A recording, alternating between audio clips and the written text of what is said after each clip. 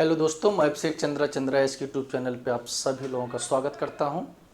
जैसा कि कंटिन्यू आप लोगों का क्लास चल रहा है, आज क्लास जो है थर्ड है। सबसे इम्पॉर्टेंट जो सूचना है आप लोगों की, ठंडक शुरू हो गई है। थोड़ा सा आप लोग जो है गर्म कपड़े पहनना शुरू करें, नहीं तो जो है तबीयत ख़राब हो सकती है। चलिए आगे आप ध्यान दीजिएगा। इंट्रोडक्शन ऑफ कंप्यूटर, अभी जो है चैप्टर आपका वही चल रहा है। आज जो मुझे आपको पढ़ाना है कंप्यूटर लैंग्वेज, मीन्स कंप्यूटर की भाषाएं क्या क्या हैं, कि कंप्यूटर की जो है लैंग्वेजेस क्या क्या होती हैं, जिसे आप कह सकते हैं हिंदी में कि उसकी भाषाएं क्या होती हैं। तो कंप्यूटर भाषा का उपयोग कंप्यूटर सिस्टम में निर्देश देने के लिए किया जाता है। कंप्यूटर मुख्यतः बाइनरी भाषा मीन्स बाइनरी नंबर पे काम करता है। और बाइनरी नंबर क्या होता है? 0 और 1, जैसा कि आपको पहले से भी पता होगा। और यदि नहीं पता है तो आपको पता हो जाना चाहिए कि कंप्यूटर जो हमारा काम करता है बाइनरी नंबर पे काम करता है। और बाइनरी नंबर क्या होता है? 0 और 1 होता है। चलिए आगे यहाँ पे क्या होता है, समझ के आधार पर कंप्यूटर भाषा को 3 भागों में विभाजित किया गया है। पहला जो हमारा होता है लो लेवल लैंग्वेज। क्या होता है लो लेवल लैंग्वेज?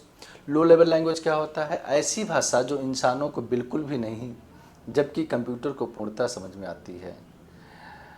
जैसे मशीन लेवल लैंग्वेज हो गया, असेंबली लेवल लैंग्वेज हो गया, ये सब हमारे किस में आते हैं? Low level language. Middle level language आपका क्या होता है? जो भाषा कंप्यूटर के साथ साथ इंसानों को भी समझ में आ जाए, जैसे सी हो गया, पास्कल हो गया। सी हमारा जो होता है इसे हम कहते हैं between level language. Between level language का मतलब ही होता है जो ना पूर्ण रूप से हाई लेवल लैंग्वेज होता है और ना ही पूर्ण रूप से लो लेवल लैंग्वेज होता है। आगे यहाँ पे हम आते हैं high level language. High level language क्या होती है? ऐसी भाषाएं जो इंसानों को पूर्णतः समझ में आ जाए, जबकि कंप्यूटर को डायरेक्ट ना समझ में आए। तो जैसे सी होगी, सॉरी, ये जो हमारा होता है हाई लेवल लैंग्वेज नहीं होता है। हाई लेवल लैंग्वेज में हमारा आपका आता है पाइथन आता है, जावा होता है, जावा स्क्रिप्ट आता है। आगे जो है आप ध्यान देंगे, यहाँ पे सबसे पहले हम बात करते हैं तो यहाँ से पेंशन ले लेते हैं। लिखा गया है प्रयोग के आधार पर कंप्यूटर भाषा प्रोग्रामिंग लैंग्वेज को मुख्यतः 2 भाग में विभाजित किया जाता है जो निम्न है। पहला फ्रंट एंड। क्या होता है? फ्रंट एंड होता है। क्या होता है? फ्रंट एंड होता है। चला दो जरा इसी। फ्रंट एंड होता है। तो फ्रंट एंड क्या होता है? फ्रंट एंड लैंग्वेज का उपयोग वेबसाइट या एप्लीकेशन का वह हिस्सा बनाने के लिए किया जाता है जो सीधे उपयोगकर्ता के सामने दिखता है और जिससे उपयोगकर्ता बातचीत मीन्स इंटरेक्शन कर सकता है। जैसे आपका HTML हो गया, जिसे हम कहते हैं hyper text markup language. CSS आपका हो गया, कास्केडिंग स्टाइल शीट हो गया, बूट जावास्क्रिप्ट हो गया, क्वेरी हो गया, एंगुलर JS और रिएक्ट स्विफ्ट ETC। ये सब जो हमारे लैंग्वेज आपके होते हैं, कौन से लैंग्वेज होते हैं? ये जो हमारे लैंग्वेज होते हैं, इन लैंग्वेज को हम क्या कहते हैं? आप जाने कि जो है फ्रंट एंड कहते हैं। दूसरा हमारा क्या होता है? Back and. बैक एंड क्या होता है? कंप्यूटर प्रोग्राम या किसी एप्लीकेशन के कोड के वो हिस्से जिनकी मदद से प्रोग्राम चलते हैं तथा वह यूजर को नहीं दिखता है। बैकएंड क्या होता है? जिसके क्या नाम है, कोडिंग से प्रोग्राम हमारा कार्य करता है लेकिन कोडिंग हमें नहीं दिखता। ये भी हमारा C++, पाइथन, जावा, PHP, C#, एक्टिस हमारी क्या होती हैं? लैंग्वेजेज होती हैं। आगे होता है ऑब्जेक्ट ओरिएंटेड प्रोग्रामिंग लैंग्वेज, जिसे हम ऊप्स कहते हैं। क्या कहते हैं? ऊप्स कहते हैं। Object oriented programming language programming शैली है जो ऑब्जेक्ट्स और क्लासेस के इर्द गिर्द केंद्रित होती है। यह कोड को अधिक मॉड्यूलर, पुनः प्रयोज्य और स्केलेबल बनाता है। फिर आपको इसके फीचर्स थोड़ा सा आगे बढ़ाते रहेंगे आप। इसके जो फीचर्स हमारे हैं, क्लास होता है, ऑब्जेक्ट होता है, इनकैप्सुलेशन होता है, इनहेरिटेंस होता है और पॉलीमॉर्फिज्म होता है। जो ऊप्स हमारे होते हैं इसके जो है कुछ स्पेशल फीचर्स होते हैं। जैसे क्लास। क्लास क्या होता है? यह एक ब्लूप्रिंट या टेम्पलेट होता है जिसके ऑब्जेक्ट बनाए जाते हैं, या कह सकते हैं collection of object is also called class. Object क्या होता है? यह क्लास का एक वास्तविक एग्जाम्पल होता है। इनकैप्सुलेशन मीन्स डेटा और उससे जुड़े मेथड को एक साथ क्लास के अंदर रखना इनकैप्सुलेशन कहलाता है। अब इनहेरिटेंस क्या होता है? एक क्लास दूसरी क्लास की प्रॉपर्टीज और मेथड को प्राप्त कर सकती है। फिर लिखा होता है पॉलीमॉर्फिज्म। पॉलीमॉर्फिज्म क्या होता है? एक ही मेथड अलग अलग कार्य कर सकता है। एक ही मेथड जो होता है वो अलग अलग कार्य कर सकता है। फिर आपका होता है 6 एब्स्ट्रैक्शन। एब्स्ट्रैक्शन क्या होता है? अनावश्यक विवरण छुपा कर केवल महत्वपूर्ण जानकारी प्राप्त करता है। आगे जो है इसमें है डेटा स्ट्रक्चर क्या होता है? एक विशेष तरीके से डेटा को संगठित, ऑर्गेनाइज और स्टोर करने का जो तरीका होता है ताकि उसे प्रभावी ढंग से एक्सेस और संशोधित किया जा सके। यह डेटा के बीच संबंधों को परिभाषित करता है। यह दो प्रकार के होते हैं, पहला होता है प्राइमिटिव, दूसरा होता है नॉन प्राइमिटिव। एक नंबर क्वेश्चन पूछा जाता है कि डेटा स्ट्रक्चर, पहले डेटा स्ट्रक्चर क्या होता है? तो डेटा स्ट्रक्चर एक विशेष तरीके से डेटा को संगठित और स्टोर करने का तरीका है ताकि उसे प्रभावी ढंग से एक्सेस और संशोधित किया जा सके। यह डेटा के बीच संबंधों को परिभाषित करता है। और ये जो डेटा स्ट्रक्चर हमारे होते हैं दो प्रकार के, पहला होता है प्राइमिटिव और दूसरा होता है नॉन प्राइमिटिव। अब आपको देखना है कि प्राइमिटिव होता क्या है।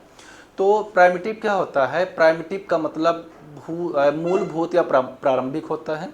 कंप्यूटर विज्ञान में प्रिमिटिव डेटा प्रकार, प्रिमिटिव डेटा टाइप्स वो बुनियादी डेटा या प्रकार होते हैं जो सीधे सिस्टम द्वारा सपोर्ट किए जाते हैं और अधिक जटिल डेटा संरचनाओं का निर्माण करने के लिए उपयोग किया जाता है। जैसे आपको इंटीजर हो गया, कैरेक्टर हो गया, फ्लोट हो गया, बुलियन हो गया, और इसे अपने लैंग्वेज में हम कीवर्ड भी कहते हैं। Keyword in the sense reserve जिसे कहते हैं।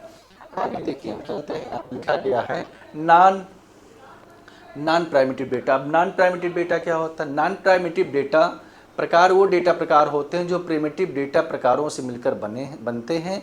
ये अधिक जटिल होते हैं और इनके द्वारा बड़ी मात्रा में डेटा को संगठित और संग्रहित किया जा सकता है।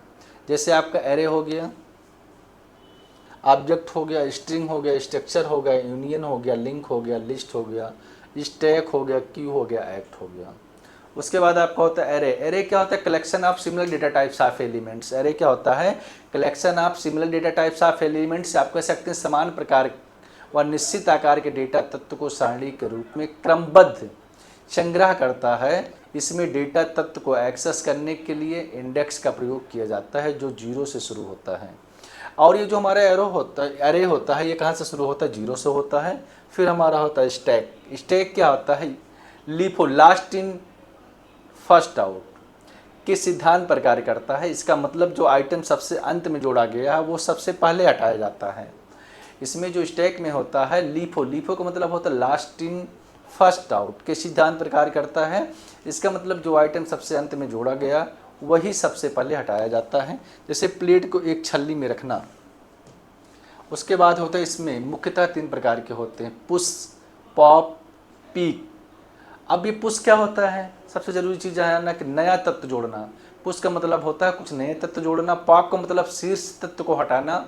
पीक का मतलब होता है एलिमेंट्स को हटाना। अब फिर आपको होता है क्यू। क्यू क्या होता है? ये बहुत इंपॉर्टेंट होता है, पूछा भी जा सकता है।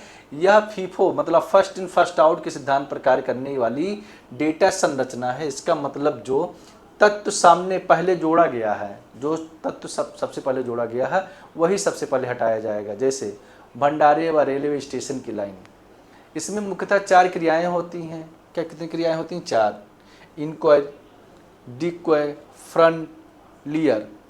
अब इनक्वायर क्या होता है? नया तत्व जोड़ना। डिक्यू क्या होता है? सबसे पहले जोड़ा गया तत्व हटाना। फ्रंट सबसे आगे के तत्व को देखना। रियर सबसे पीछे वाले तत्व को देखना। तो ये इसके प्रकार होते हैं। फिर आपका होता है लिंक्ड। लिंक्ड लिस्ट क्या होता है? यह एक डायनेमिक डेटा संरचना है जिसमें नोड का प्रयोग करके डेटा संग्रहित किया जाता है, जैसे ट्रेन के डिब्बे। उसके बाद आपका होता है ट्री। ट्री क्या होता है? नॉन लाइनर डेटा संरचना है जिसमें डेटा नोड्स में स्टोर होता है, बाइनरी ट्री। उसके बाद होता है ग्राफ। ग्राफ क्या होता है? यह एक नॉन लीनियर संरचना है। इसमें नोड्स और किनारों का उपयोग करके डेटा को स्टोर करते हैं। फिर आपका होता है हैश टेबल। यह डेटा को एक की के आधार पर संग्रहित करता है तथा हैशिंग तकनीक का प्रयोग करके डेटा को संगठित करता है। यह एक नॉन लीनियर संरचना है। उसके बाद आपका होता है components of computer system. Computer system के अवयव। कंपोनेंट्स ऑफ कंप्यूटर सिस्टम का मतलब होता है कंप्यूटर के अवयव। पहला होता है सीपीयू जिसे हम कहते हैं सेंट्रल प्रोसेसिंग यूनिट या कह सकते हैं ब्रेन ऑफ द कंप्यूटर। फिर आपका होता है मेमोरी यूनिट। उसके बाद होता है input device, output device, hardware, software. अभी सबसे पहले हम बात करते हैं सीपीयू। तो सीपीयू हमारा क्या होता है? Brain of the computer. जो कंप्यूटर का दिमाग होता है सीपीयू होता है। सीपीयू में क्या क्या चीज़ें होती हैं? सबसे पहले हम बात करते हैं सीपीयू का, तो इसमें होगा डीवीडी रोम, जिसे हम कहते हैं digital video disc read only memory. दूसरा हमारा होता है ALU अरिथमेटिक लॉजिक यूनिट, और तीसरा हमारा होता है CU कंट्रोल यूनिट। तो ये हमारे क्या होते हैं सेंट्रल प्रोसेसिंग के पार्ट्स होते हैं। मेमोरी यूनिट क्या होता है, जहाँ पे किसी भी चीज़ को हम स्टोर करते हैं। इनपुट डिवाइस जैसे आपका कीबोर्ड हो गया, माउस हो गया, इनपुट डिवाइस होता है। Output device in the sense जैसे प्रिंटर आपका हो गया, ये हमारे क्या होते हैं आउटपुट डिवाइस। हार्डवेयर क्या होता है, all the physical components which can be see touch and feel is known as hardware, जैसे आपका mouse, keyboard, CPU, printer. Software क्या होता है, all the physical components which can be see और not touch but feel is known as software. ऐसे अवयव जिन्हें हम देख सकते हैं, महसूस कर सकते हैं और छू सकते हैं, क्या कहलाते हैं, हार्डवेयर। कंप्यूटर की विशेषताएं मीन्स फीचर्स ऑफ कंप्यूटर। पहला होता है फास्ट स्पीड, एक्यूरेसी सटीकता, डिलीजेंस, स्टोरेज, लॉजिकल ऑटोमेशन और रिलायबल। ये हमारे कंप्यूटर के क्या होते हैं फीचर्स होते हैं। अब यहाँ पे हमें जानना ये है, इसके आगे जो है कल बताया जाएगा। और अब जो है कुछ मोटिवेटेड वर्ड हैं जिसको आप लोग जो है देखेंगे। जैसे लिखा है किताबें और माँ बाप की बातें ज़िंदगी में कभी धोखा नहीं देती हैं। दोस्तों यहाँ पर लिखा गया, जैसा कि आपको पता होगा, जो किताब होता है, किताब की जो बातें होती हैं और माँ बाप की बातें जो होती हैं, सुनने में बड़े हो सकता है कि आपको अच्छा ना लगे, लेकिन की बातें आपको कभी धोखा नहीं दे सकती हैं। और किताब की बात करें, यदि प्रॉपर वे से मेहनत से आप पढ़ते हैं तो आज नहीं कल आप सफल ज़रूर होंगे। और जब भी किसी काम को रेगुलर आप पढ़ते रहेंगे तो एक न एक दिन तो होना ही है। चलिए आगे देखिएगा, यहाँ पर लिखा गया है, थक कर बैठा हूँ हार कर नहीं, सिर्फ बाजी हाथ से निकली है ज़िंदगी नहीं। थक कर बैठा हूँ हार कर नहीं, सिर्फ बाजी हाथ से निकली है ज़िंदगी से नहीं। हालात चाहे जैसे भी हो, मुझे समय के अलावा कोई नहीं हरा सकता। दोस्तों एक चीज़ जान लो, हालात चाहे जैसा भी हो, यदि आपका टाइम अच्छा है तो कोई आपको हरा नहीं सकता है, और टाइम ख़राब है तो हालात चाहे जैसे भी होंगे आप हार सकते हैं। तू भी वही कर जो घड़ी करती है, चलते रह आज नहीं तो कल सफलता जरूर तेरे कदम चूमेगी। है क्या, तू भी वही कर जो घड़ी करती है, चलते रह आज नहीं तो कल सफलता जरूर तेरे कदम चूमेगी।